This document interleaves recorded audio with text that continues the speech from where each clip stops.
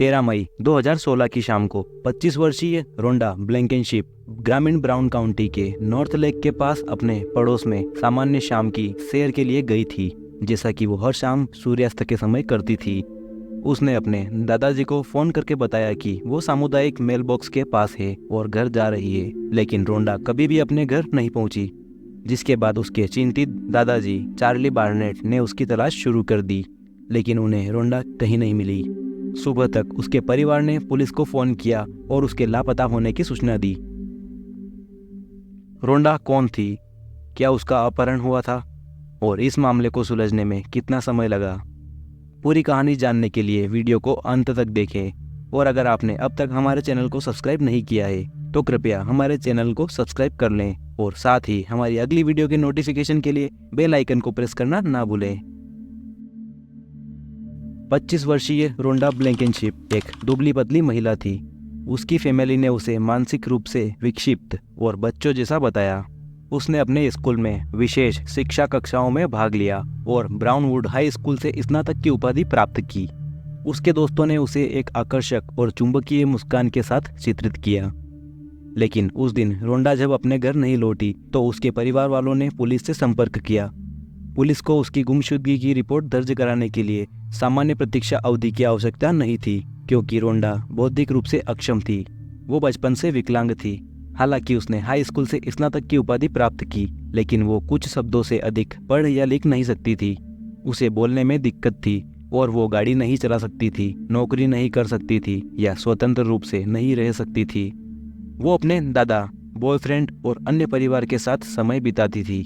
उसे अपने फ़ोन पर संगीत सुनना, कपड़ों की खरीदारी करना, स्थानीय कैफे में खाना और अपने पड़ोस में घूमना पसंद था। वो सुंदर और बहुत खूबसूरत थी। उसकी हाइट 5 फीट से भी कम थी। उसका वजन मात्र 40 किलो था और उसके 7 भाई बहन भी थे जो उसकी बहुत फिक्र करते थे। जब उसके लापता होने की खबर फैली तो पूरे समुदाय के लोग स्वेच्छा से खोज दल का हिस्सा बने और उसकी तलाश में सभी इलाके में घूमे। रोंडा के घर से लगभग 5 मील की दूरी पर कई एकड़ भूमि पर एक पुराना और टूटा हुआ विक्टोरियन घर खड़ा था, जो कि एक खंडर था। यह एक ऐसी जगह थी जहां हाई स्कूल के बच्चे शराब पीने और पार्टी करने के लिए मिलते थे। यह घर किसी डरावनी फिल्म के लिए एकदम सही दृश्य था, जहां सूखी सड़ी हुई लकड़ियां गिरी हुई थी और उस घर की दीवारों और छतों में छेद थे। रोंडा के लापता होने के 2 दिन बाद पड़ोसियों ने स्वेच्छा से उसकी तलाश शुरू की, जिनमें से 2 व्यक्ति चार्ली रेडल और जैकी नील उस संपत्ति के पास पहुंचे। उन्होंने गेट के ठीक अंदर बालों का एक गुच्छा और एक चमकीले रंग का रबर ब्रेसलेट देखा और उन्होंने वहां ताजे टायर के निशान भी देखे। वो घर से कुछ गज की दूरी पर घास फूस के बीच से गुजरते हुए गेट के अंदर चले गए। रेडल और नील जब घर के अंदर गए तो उन्होंने अंदर रोंडा को देखा, जो कंक्रीट की सीढ़ियों से नीचे सिर झुकाए लेटी हुई थी और केवल एक टी शर्ट पहने हुए थी। जब उन्होंने उसे पास जाकर देखा तो उसका सिर और चेहरा खून से लथपथ था और उसके पास में ही लॉन घास काटने की मशीन का खून से सना ब्लेड पड़ा हुआ था। उसकी मौत की खबर सुनकर उसके परिवार को एक बड़ा झटका लगा। शव परीक्षण से पता चला कि रोंडा की मृत्यु उसके सिर, चेहरे और गर्दन पर कुंदबल के आघात से हुई थी।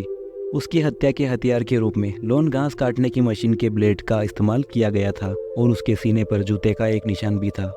मेडिकल परीक्षक को रोंडा का गला घोटने के सबूत मिले और इस बात के भी सबूत मिले कि उसके साथ यौन उत्पीड़न किया गया था। शव परीक्षण के दौरान रोंडा के शरीर में पाए गए वीर्य के आधार पर एक डीएनए प्रोफाइल तैयार की गई, जिसके बाद ब्राउन काउंटी पुलिस कार्यालय से स्कॉट बर्ड और ब्राउन काउंटी शेरिफ कार्यालय के कई अन्य अधिकारियों ने जांच शुरू की।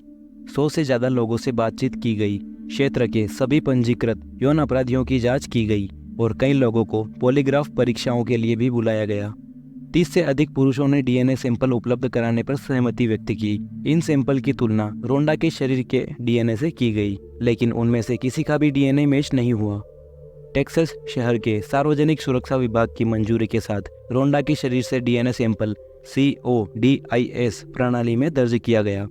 हालांकि डीएनए सैंपल से कोई हिट नहीं मिली और न ही CODIS में पारिवारिक खोज से कोई सुराग मिला। कानून प्रवर्तन रोंडा को मारने के इरादे वाले किसी भी व्यक्ति को नहीं ढूंढ सका। जिस रात वो गायब हुई उस समय उसका बॉयफ्रेंड अपने काम पर था। वो एक रेस्टोरेंट में जॉब करता था, इसलिए उसे एक संदिग्ध के रूप में खारिज कर दिया गया। परिवार के सदस्यों और कई अन्य लोगों को भी इस सूची से बाहर कर दिया गया। जांचकर्ताओं ने विचित्र सुरागों का भी अनुसरण किया, भले ही वो कितने भी दूर की कोड़ी क्यों न लगे। पुलिस रोंडा के हत्यारों को ढूंढने के लिए काम कर रही थी, लेकिन उन्हें सुराग मिलने कम हो गए और ये केस कई महीनों तक रुका रहा। उसकी मृत्यु की पहली वर्षगांठ पर नॉर्थ लेक कम्युनिटी चर्च ने रोंडा की स्मृति में एक सेवा आयोजित की। लोगों को ये याद दिलाने के लिए मोमबत्ती की रोशनी में जुलूस निकाला गया कि रोंडा का हत्यारा अभी भी खुला घूम रहा है। वहाँ के स्थानीय न्यूज़पेपर ने भी एक लेख चलाया जिसमें अपराध रोकने वालों को $5000 का इनाम की घोषणा की गई। लेकिन हर कोशिश के बाद भी ये केस अभी भी अनसुलझा था, क्योंकि पारंपरिक जांच के लिए कोई और रास्ता उपलब्ध नहीं था। समय बीतता गया। एक रात जब ब्राउन काउंटी पुलिस अन्वेषक एक ट्रू क्राइम टेलीविजन शो देख रहा था जिसमें फेनोटाइपिंग नामक एक नई तकनीकी का उल्लेख किया गया था। गवर्नर ने इस तकनीकी के बारे में अपने साथी स्कॉट बर्ड से बात करी, लेकिन स्कॉट को इस तकनीक पर संदेह था। लेकिन इस केस में प्रगति की कमी को देखते हुए उन्होंने ऑनलाइन खोज की और उन्हें एक कंपनी मिली जो डीएनए फेनोटाइपिंग का काम करती थी। उस कंपनी का नाम पेराबोन नैनोलैब्स था। फिर भी संशय में रहते हुए बर्ड ने पेराबोन नैनोलैब्स को फोन किया और कंपनी के अध्यक्ष डॉक्टर स्टीवन से बात की। पेराबोन ने स्कॉट बर्ड को कई कानून प्रवर्तन एजेंसियों के नाम दिए जिन्होंने पेराबोन की सेवाओं का उपयोग किया था। स्कॉट बर्ड ने इन जांचकर्ताओं को बुलाया और पाया कि जिन एजेंसियों ने पेराबोन की सेवाओं का उपयोग किया था उनकी सफलता दर लगभग 50% ही थी। लेकिन रोंडा के केस में प्रगति की कमी को देखते हुए ये सफलता की 50% संभावना भी उन्हें आशाजनक लग रही थी। लेकिन पेराबोन को डीएनए नमूना भेजने के लिए बर्ड को हरी झंडी मिलने से पहले जिस बड़ी बाधा को दूर करना था वो थी लागत। ब्राउन काउंटी पुलिस विभाग ने पहले ही मामले पर काफी पैसा खर्च कर दिया था, मुख्य रूप से प्रयोगशाला शुल्क पर, और उनके बजट में अब $3600 ही बचे थे। जिसके बाद पुलिस विभाग ने स्कॉट बर्ड से कहा कि वो ऐसा कर सकता है अगर जिला अटॉर्नी कार्यालय से इस लागत का भुगतान करने के लिए सहमति मिल जाए। जब बर्ड ने पहली बार पेराबोन नैनोलैब्स को डीएनए नमूना भेजने के विचार के साथ ब्राउन काउंटी के जिला अटॉर्नी माइकल से संपर्क किया तो माइकल को भी इस प्रणाली पर संदेह हुआ।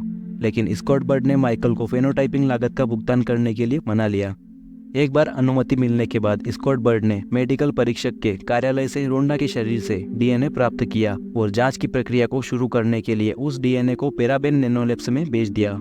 इसके कुछ समय बाद ही पुलिस को जांच की रिपोर्ट प्राप्त हुई जिसमें अपराधी के बारे में कुछ बातों का पता चला, जैसे कि वो मुख्य रूप से उत्तरीय यूरोपीय वंश का है, उसकी त्वचा का रंग अधिक गोरा है, उसकी आंखों का रंग नीला से हरा है और उसके बालों का रंग भूरा है।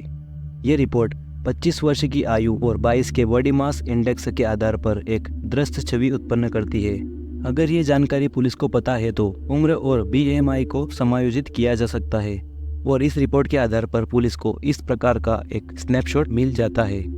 स्कॉट बर्ड ने ब्राउन काउंटी पुलिस विभाग के फेसबुक पेज पर पेराबोन नैनोलैब्स द्वारा तैयार किए गए इस डिजिटल मगशॉट को पोस्ट किया और साथ ही पुलिस ने इस मगशॉट को रोंडा के परिवार को भी दिखाया, जिस पर रोंडा के भाइयों में से एक ने पुलिस को बताया कि वो रायन रिग्स जैसा दिखता है, जो कि एक पड़ोसी और रोंडा के भाई का एक पूर्व सहपाठी है।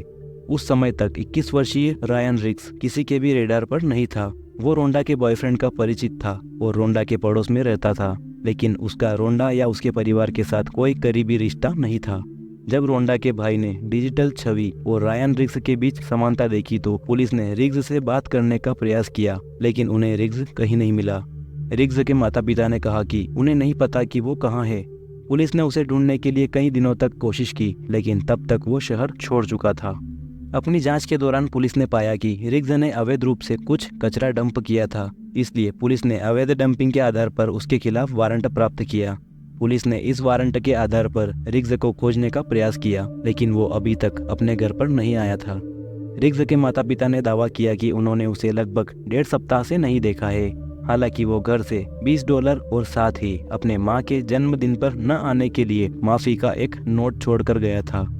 लेकिन इन सब के 6 दिन बाद रायन रिग्स फिर से अचानक अपने घर पर आ गया।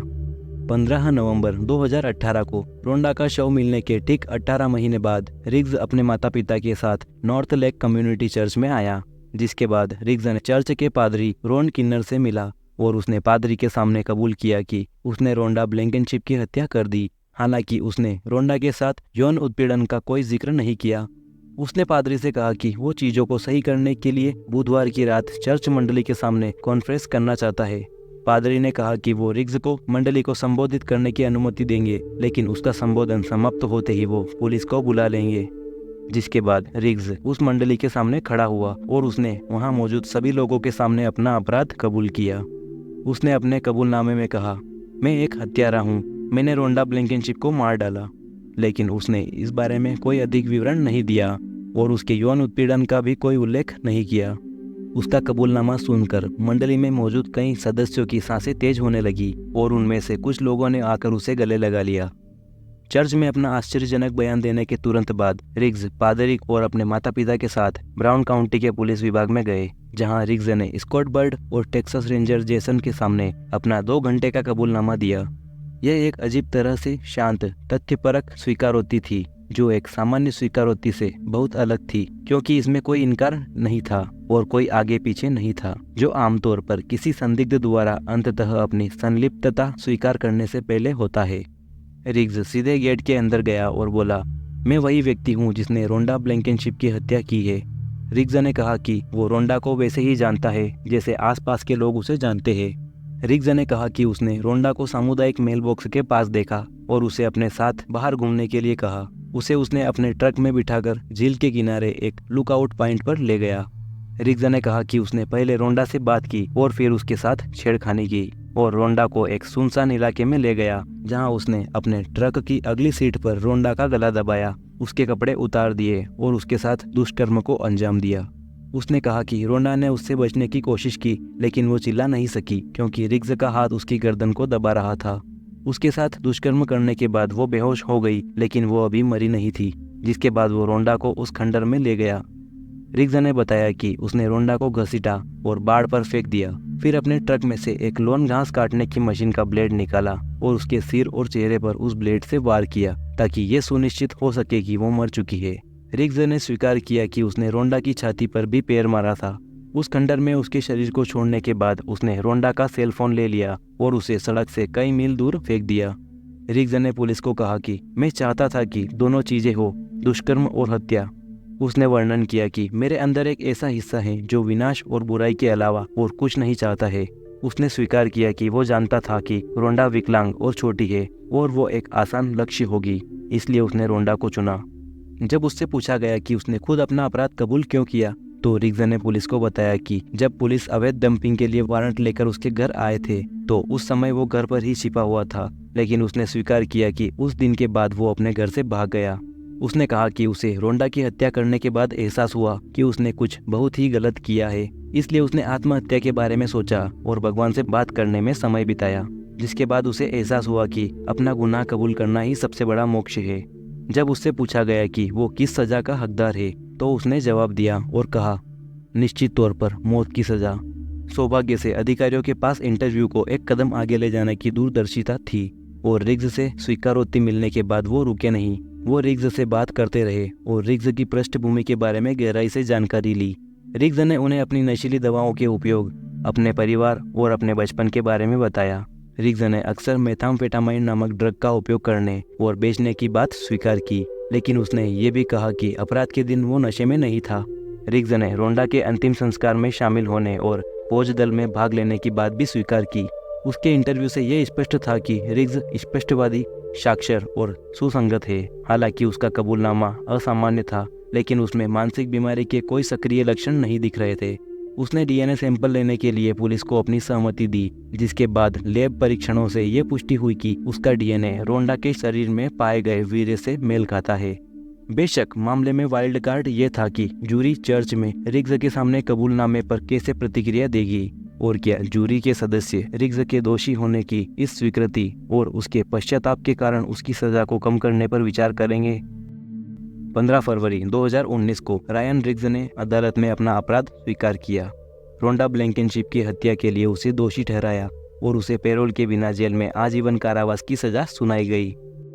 रोंडा के दादाजी मिस्टर बार्नेट सहित रोंडा का पूरा परिवार उस समय अदालत में उपस्थित था। उसकी मां मिशेल मैकडैनियल ने एक भावनात्मक बयान दिया, जिस पर अदालत कक्ष में किसी की भी आंखें सूखी नहीं थी। मिस मैकडैनियल ने रिग्स से कहा, तुम कभी शादी नहीं करोगे, तुम्हारे माँ और पिता के पास कभी भी पोते पोतियाँ नहीं होंगे। मेरी बेटी तुम्हें माफ़ कर देती क्योंकि वो ऐसी ही थी।